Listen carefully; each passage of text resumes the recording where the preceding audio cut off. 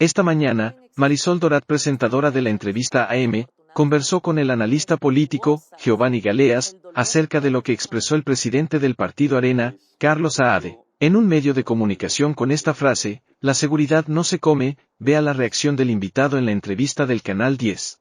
Mire, y usted, amigo, el hecho de que tenga más seguridad le ha puesto más billetes en la bolsa, le ha hecho que le alcance más la comida, que la canasta básica le baje de precio, no, vea. Entonces, al final seguridad no se come. Al final seguridad no se come. Algo como esto que dice este señor no merece ningún respeto. Por el contrario, es una vileza. Es una vileza absolutamente. Yo he sostenido, incluso creo habérselo dicho a usted, que yo siempre le he dado vuelta a una idea que los autores rusos del siglo XIX plantearon muy seriamente. Los novelistas rusos, los grandes novelistas rusos del siglo XIX, Tolstói, Dostoyevsky, Gogol, ellos pensaban o sostenían que el diablo, el problema con el diablo no es tanto su maldad, sino su imbecilidad. Y hay una razón por la que sostenían esto, que el diablo es fundamentalmente imbécil. Y cuando se condensa la maldad, cuando se condensa una situación de vileza en el alma, que permite que afloren cosas como esto, ¿no? Que se haga burla, que se haga chacota de un problema tan grave, tan dramático, tan doloroso para todo un pueblo. Lo peor es que esto revela que durante 30 años, después de los acuerdos de paz, mal llamados así, que generó el modelo bipartidista, esto es lo que pensaban. Justamente esto no se lo acaba de inventar este señor Saade. No ¿Por eso no así. hacían nada? Exactamente. Eso explica por qué llegamos al punto en que llegamos. ¿Por qué tenemos 65,000, creo que ya más, criminales presos? Porque habían más de 100,000 criminales sueltos en las calles. Por eso es que a una situación de criminalidad masiva se responde con arrestos masivos, con enjuiciamientos masivos, porque el problema llegó a ser excepcional, tanto así que nunca vamos a dejar de recordarlo. Fuimos colocados en el lugar 1 de los países más peligrosos del mundo. Uno. Quiere Arena, FMLN y sus partidos afines que sigamos estando en el lugar 1 de los países más peligrosos del mundo, y que eso implica que se muera un promedio de 15, 20 y hasta 30 salvadoreños asesinados de manera violenta y dolorosa todos los días. Quieren que volvamos a tener más de 100 muertos por cada 100,000 habitantes, o que, como ahora, ya no lleguemos ni a 8%, ni a 8, 7 punto y algo, y que estamos a punto de llegar a un año completo, creo que falta un mes y medio más o menos, para que lleguemos a un año completo con 0 homicidios. Esto es despreciable. Así se va a referir Arena, FMLN, sus líderes, a este proceso. Bueno, eso es vileza. ¿Cómo puede ser posible esta ceguera política? ¿Quiere que le dé un dato? Más bien que le recuerde un dato. Bueno, a los amigos. Sé muy bien que usted lo recuerda, Marisol. Solo voy a mencionar un dato. No necesariamente el que es quizá más emblemático, que era la extorsión hormiga. Cobrarle una cora a la señora que con un canastito vende frutas, hierbas, vegetales en la calle. No. Cuando hablamos de esta relación de billetes o no billetes y tal, solo a una empresa, una de las pandillas le cobraba un promedio de $15,000 mensuales a una sola empresa. Y este caso fue emblemático porque en ella se vio inmiscuido y fue procesado por ello en esa extorsión Raúl Mijango, exdiputado del FMLN, exsecretario adjunto del FMLN, fue adjunto de de Shafiq Handal. Cuando Shafiq era secretario general, Raúl Mijango era su secretario adjunto. Ese exdiputado del FMLN negoció una extorsión, él personalmente, según el proceso judicial. Negoció personalmente con un grupo de pandilleros en una sede, la negociación se dio en una sede de una ONG que él había fundado, me refiero a Raúl Mijango, este exdiputado del FMLN, que él había fundado esta ONG, y ¿sabe quién pagaba ese local de la ONG? Lo pagaba la seguridad del Estado. Así de sencillo. La renta de el alquiler de ese local, esa ONG, la pagaba la seguridad del Estado. Era parte del plan de la tregua. Allí se negoció una renta de mantener esa renta de $15.000, y lo único que negociaron fue transformar parte de esa renta, que era en efectivo, la propusieron en especie.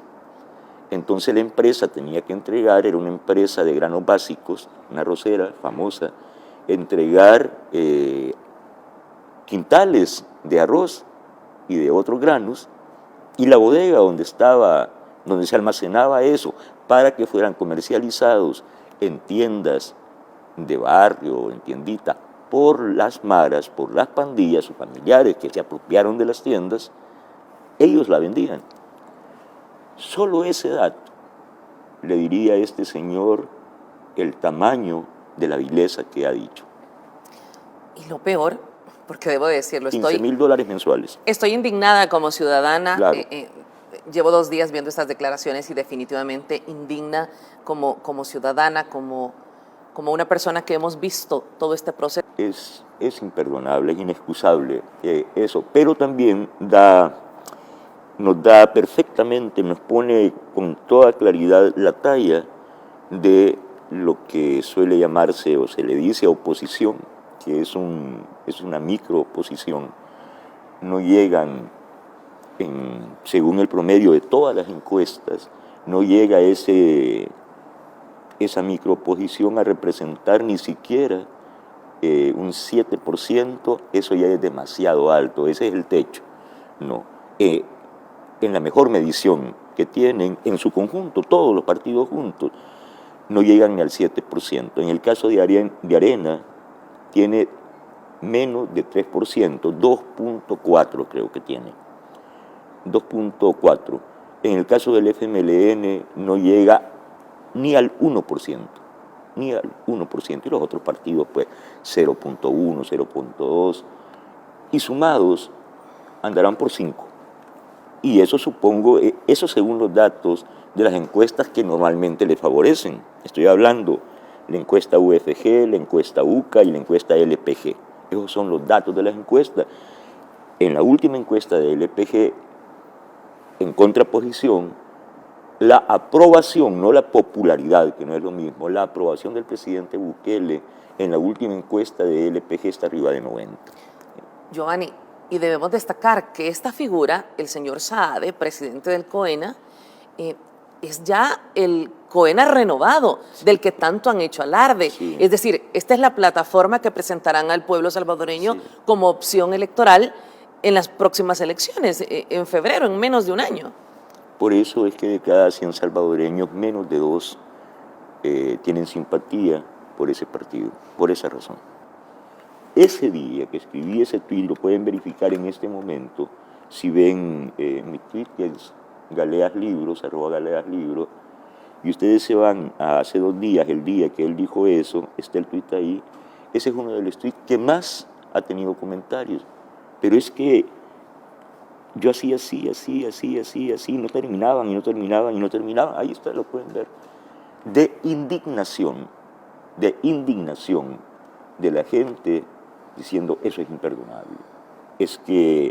Pero, repito, no solo se trata de este señor lo expresó de esa manera, pero el FMLN lo ha dicho de otra manera, llegaron al nivel de vileza de prestar los polígonos de tiro para entrenar en una técnica de altísima letalidad a los pandilleros en cuarteles de la Fuerza Armada de El Salvador en tiempos de Munguía Payés a entrenar pandilleros en tiro de silueta, que es de altísima letalidad. Bueno, eso lo hizo el FMLN, ahora lo dice Arena, pero escuchamos a Claudia Ortiz decir en la Asamblea Legislativa, libérenlos ya. Así, a los angelitos esos, libérenlos ya. Y es el discurso al unísono de toda la oposición, de los medios que acompañan a la oposición en su discurso, pero también en su derrota, en su desfondamiento. Porque me decía ayer la entrevistadora de la televisión española, Giovanni, pero nos han dicho que hay un pacto. Eso nos dijeron, que hay un pacto entre el presidente Bukele y las pandillas, y le digo entonces, ¿por qué hay 65.000 capturados?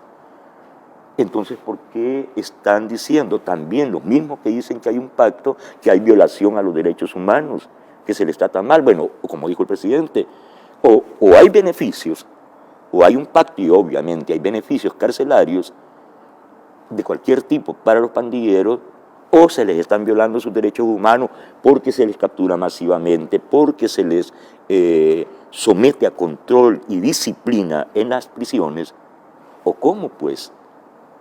Entonces me dijo, sí, pero es que insisten mucho en que hay un pacto, y yo le digo, muestre una sola prueba, pero aquí en ese teléfono usted puede agarrarlo y ver a los principales líderes del FMLN y de Arena sentados negociando con las pandillas, entregándoles dinero, reunido con ellos, ofreciéndoles el Ministerio de Seguridad. Y eso está grabado en video, pero no solo eso, está judicializado. Esas son pruebas. Yo le dije, muéstreme una sola prueba, una sola, de pacto. Si lo que está pasando es evidente, es los 65.000 capturados, ¿dónde está el pacto? Pues, ¿cuál es el gran tema de Petro, de Boric, de El Faro, Factum, de la prensa, Gráfica, el Diario de Hoy, todo este concierto de medios y factores de la comunidad internacional, Amnistía Internacional, Human Rights Watch? ¿Cuál es el discurso? Es fácil, es un guión, pero un guión transversal a todos ellos. Y quien lo dijo emblemáticamente, le dio carta de salida a esa visión, fue la ex embajadora Jean Mains. Cuando regresó al país, la primera vez que vino, su primera frase fue: aquí hay un declive democrático, está en riesgo la democracia. Eso es lo que están repitiendo todos hasta hoy. Eso es lo que el presidente Petro de Colombia está señalando. Es decir, seguridad, vale la pena sacrificar por la seguridad, sacrificar la democracia. Y entonces vuelve al tema de que es la democracia en la que está en riesgo. Pero yo insisto, es el 97% de los salvadoreños lo que apoyamos, aprobamos este proyecto del presidente Bukele. En la encuesta de la UCA, hasta el 98% de los salvadoreños aprueban el plan de seguridad del presidente Bukele, que no se llama mayoría eso, abrumadora mayoría, 98 de cada 100 salvadoreños. ¿Cómo se llama eso? Eso es fundamentalmente democracia, pero ahora se ha puesto de moda en esta misma línea de decir: es que está en riesgo la democracia, no vale la pena el éxito en seguridad si eso pone en riesgo la democracia. No, es un contrasentido absolutamente, pero entonces se ha puesto de moda decir: es que en El Salvador, según la encuesta de Latinobarómetro, dice que a los salvadoreños no les interesa la democracia, que prefieren que haya autoritarismo pero que haya seguridad. No es verdad lo que están diciendo, y se lo voy a explicar. Yo estudio la encuesta de Latinobarómetro. Desde hace 10 años Latinobarómetro inició un ciclo de encuestas en que pregunta a los ciudadanos de toda América Latina, desde hace 10 años empezaron a preguntar el aprecio, a medir el aprecio que tienen los ciudadanos por la democracia, y desde hace 10 años está en declive la opinión ciudadana. Entonces dicen, y usted cree que por la democracia vale la pena tal, y cada vez se reduce la gente o la opinión, la pone en un dilema la gente. Y usted, si hay autoritarismo, pero si ese autoritarismo resuelve los problemas, cree que es mejor que la democracia. Y la gente dice que sí, cada vez más en América Latina. En América Latina. Y por cierto, El Salvador no está encabezando esa lista, sí está en los 10 años un alto grado de salvadoreños desencantados con la democracia. Pero los que encabezan esa lista de Latinobarómetro sobre desconfianza hacia la democracia están los ciudadanos chilenos, los mexicanos, los argentinos, los brasileños. Entonces, ¿cómo se explica esto? ¿Por qué los ciudadanos de América Latina tienen tan poca aprecio por la democracia? Porque si medimos los tiempos, los últimos 10 años, eso que llamamos democracia, eso que la señora Jean Mains dijo, está en declive la democracia, lo que dice Petro, esa democracia es infuncional, no resolvió los problemas de los ciudadanos en toda América Latina, y basta ver cómo está América Latina ahorita, Perú en llamas, Ecuador en llamas, Argentina en llamas, Brasil desestabilizado, México con los cárteles tomando estado tras estado y estados completos bajo el control del narco, con un problema de inseguridad terrible. Democracias infuncionales, que yo me atrevería a decir, son democracias, están representando los gobiernos a las mayorías. Sucede así, ¿cuánto tiene de aprobación el proyecto de Boric? Creo que no llega al 40% el presidente Boric ahorita. Y bueno, va menos del 50% Petro, entonces no son representantes de las mayorías. Entonces, bueno, es natural que si se le llama democracia a algo que no resuelve problemas, que no representa los intereses de las mayorías, bueno, la gente va a decir, si eso es la democracia, no la quiero. El pueblo salvadoreño no solo es un doble movimiento. Por un lado, elige al presidente, ratifica esa opción dándole la mayoría municipal y legislativa, lo respalda en cada nueva encuesta, poniéndolo arriba del 97% en aprobación. Esta es una cosa que hace el pueblo salvadoreño. Y la otra cosa, en contrapartida, es mostrar su desprecio, su rechazo a quienes lo expoliaron durante 30 años. Entonces, el rechazo que el mismo pueblo salvadoreño le demuestra es palmario, es absoluto. No queremos ya nada más de ustedes. La frase, nunca más Arena FMLN. Y el apoyo abrumador al presidente Bukele. Yo sostengo que aquí desde hace, 4 años, aquí la batalla política ya se definió. Ya se definió, para eso son las encuestas, eso que se llama demoscopia. Entonces no hay ninguna duda en los resultados. Va a ser un trámite formal, pero hay que ir a votar, hay que demostrar, ratificar lo que los salvadoreños queremos. Y hay que mostrarle al mundo el respaldo que el presidente tiene. Entonces vamos a ir por eso. Pero aquí la batalla política está definida. ¿Será el final de estos partidos?